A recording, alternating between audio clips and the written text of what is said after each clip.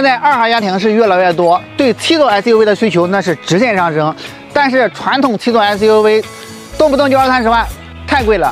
来看看这一台，价格只需要1半就能买到的中国版汉兰达豪越 L。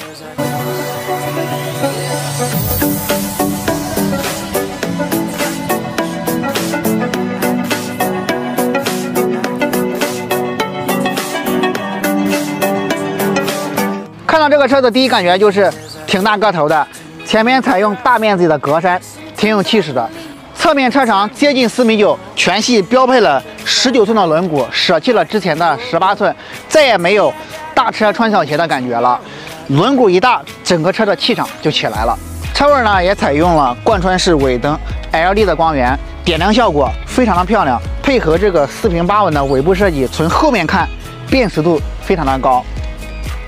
那第二尾门，现在是2排座椅的状态，后面的空间太大了，而且后排座椅全部放平，搭配露营套装就有2.2米的大床。3排座椅全用的情况下，这里放几个20寸的蒸汽箱没有问题。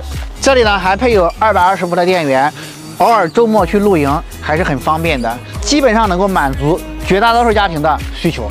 来到车内呢，满眼望去都是一些皮质包裹，这边还有一些黄色的缝线，前面10.25英寸的液晶仪表，12.3英寸的中控大屏，有点现在新能源车的感觉。豪越 L 全系搭载 Driver E 2.0T 动力，它可是沃德10加发动机啊。目前自主品牌仅此一家，100公里加速7.9秒，而且这个车的底盘调教非常的舒服，但是在舒服的同时又有一定的韧劲儿，加速不抬头，刹车不点头。豪越 L 车子不小，但开起来非常灵活，很好上手。还有一个亮点呢，看第2排座椅全部都是独立的，后排带3个人的时候再也不用抢位置了，中间位置和两边一样的舒服。再往下看，地台是纯平的，再配合头顶的全景大天窗，整个后排的舒适度和敞亮感相当的可以。7座全是独立座椅，第3排入座方便，两侧上下自如。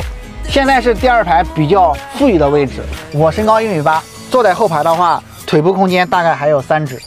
不管是外观内饰用料设计，还是动力人机智能交互，太香了。国产车不再是以前的国产车，在这里呢，为咱们的国产车点赞。